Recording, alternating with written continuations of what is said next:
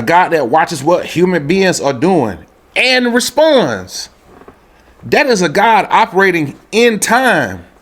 And that God, I don't believe exists. So yeah, today we're going to have a real uncomfortable conversation, because I think it's time for some of us to grow up. Hear me out. Y'all, I already know somebody gonna be mad, especially at the title of this video. So let me go ahead and say it. God doesn't exist. Okay, I said it. At least not the God y'all keep telling me exists. Now, hold on. Especially before somebody run to them comments talking about CJ finally admitted he knows something. No, that ain't what I said. Because there is a version of what we call God that I'm willing to say I really don't know. Something outside of time, something that doesn't experience yesterday, today, and tomorrow like we do. Something that might be behind reality itself, you know. Could something like that exist? Hell, maybe. I don't know. And y'all know me. When I don't know something, I'm comfortable saying I don't know. But that ain't the God most of y'all keep presenting me. Y'all telling me about a God that gets involved. And I'm pausing because I'm finna go on a tangent. And I'm trying to prevent it. But you know what? I think it needs to be said, you know. Y'all talk about a God that answers prayers, a God that gets angry, a God that changes what happens, a God that performs miracles, a God that talks to people, a God that helps one person survive a car wreck, a God that punishes another person, a God that has plans for tomorrow, a God that decides to do something today, a God that watches what human beings are doing and responds. That is a God operating in time. And that God, I don't believe exists. So yeah, today we're going to have a real uncomfortable conversation, because I think it's time for some of us to grow up. Hear me out. I ain't talking about growing up because you immature or stupid. I'm talking about growing up in the way we decide what's true.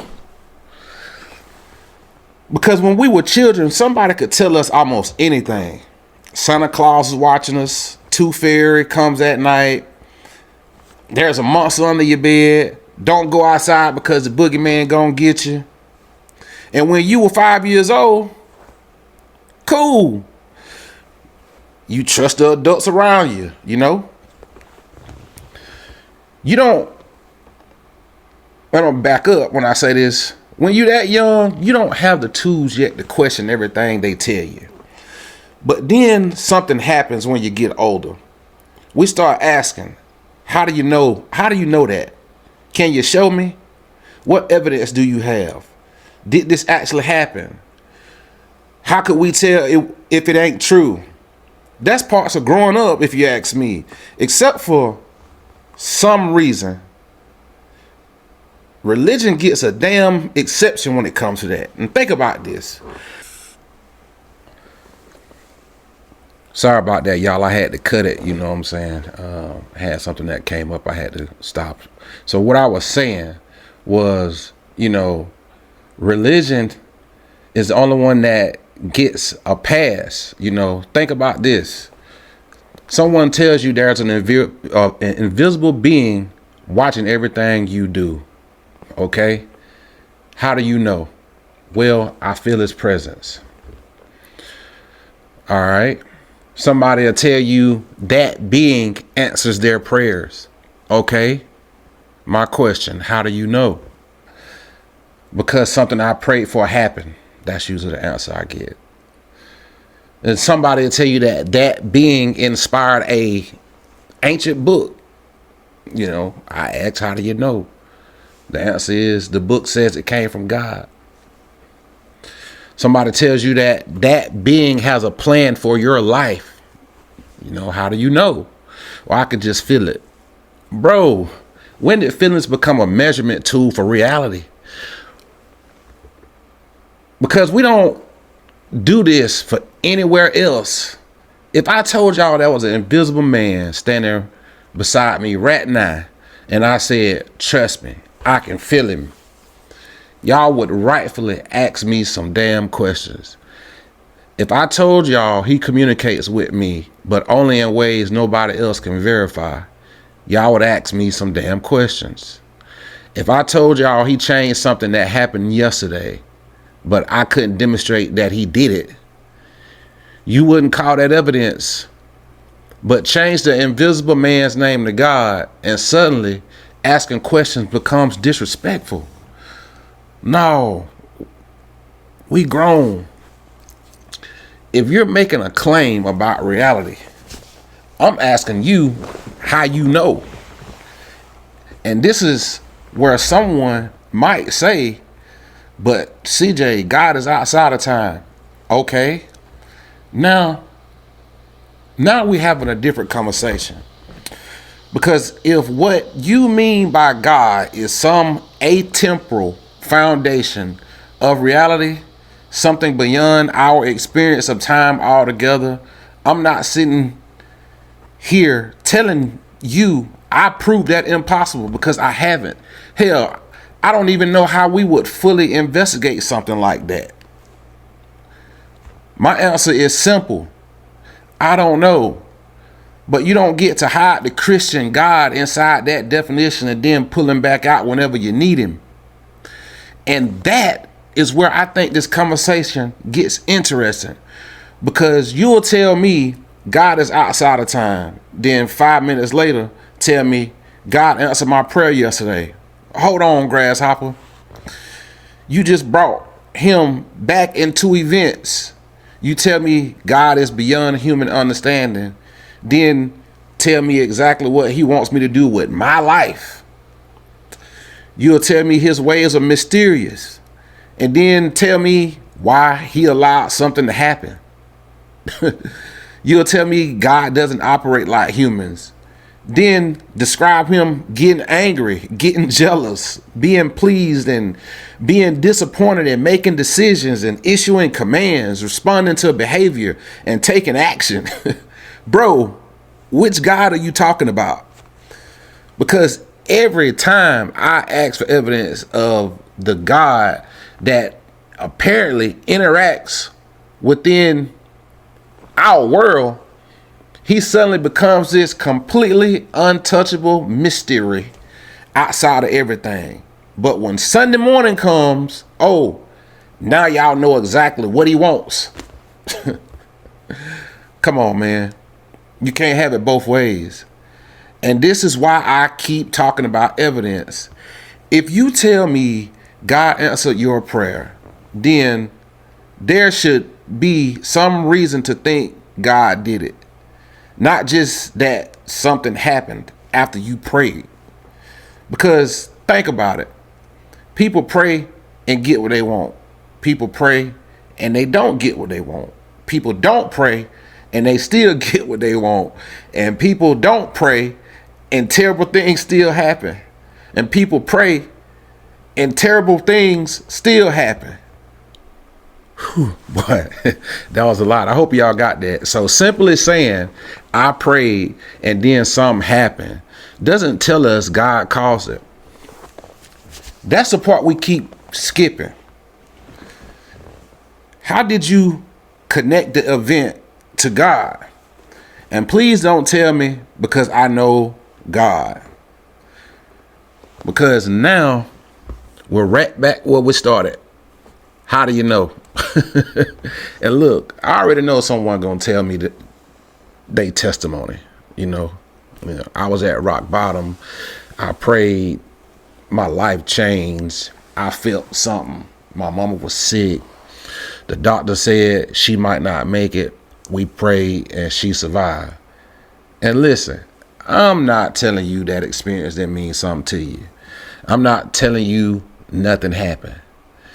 I'm asking something much simpler though. How did you determine what caused it? That's it. Because Muslims have experiences. Christians have experiences. Hindus have experiences.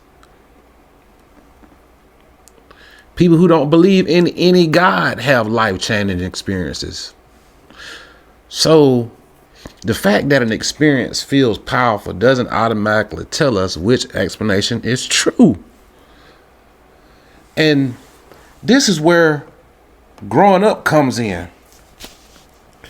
Growing up means saying, or sometimes saying, I don't know why that happened.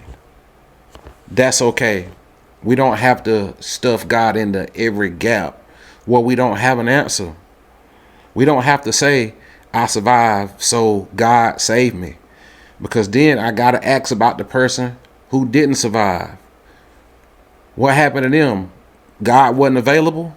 Wrong prayer, wrong religion, wrong day. And this is exactly why I have a problem with temporal God, or gods that people keep describing, because now we're not talking about some distant cause behind existence. We're talking about a being allegedly making choices inside of human history. And once you make that claim, I'm going to ask for the evidence. Not scripture, not feelings, not my pastor told me, not CJ look at the trees, not how else did we get here. Evidence for the actual claim. You said God intervened. Show me how you determine God intervened. You said God spoke. How did you determine it was God? You said God performed a miracle. How did you eliminate the other explanations? You said God has a plan. How do you know what that plan is? That ain't disrespect. That's a question. And if your belief can't survive somebody asking, how do you know? Then maybe the problem ain't the question. Maybe we've been protecting the belief. And this is probably where I differ from some atheists too. Because I'm not interested in running around saying there absolutely can't possibly be anything beyond reality. I don't know that. I don't know if reality has some atemporal foundation. I don't know whether the universe immediately comes from something deeper than anything we currently understand. There are questions about existence that human beings still don't have the answers to. And I'm cool with that. But hear me correctly. Mystery does not equal your God. I don't know what ultimately explains reality. That does not mean, therefore, Jesus. It does not mean Allah. It does not mean Yahweh, Krishna, or Zeus. It means we don't know. And grown people should be able to say those three words. I don't know. That ain't weakness. That is knowing where your knowledge stops. And maybe that's the real point of this whole video. When I say God doesn't exist, it's time to grow up. I'm talking about the God we keep treating like an established fact. The God that supposedly steps into time, answers prayers and changes events and speaks to people, punishes people and rewards people, performs miracles and interferes with the natural world. That is the God I'm telling you I don't believe exists. Now, if you want to talk about something completely outside of time, some unknown foundation behind existence itself, cool. Pull up a chair. Now we can have an interesting conversation, because my answer might surprise you. I don't know.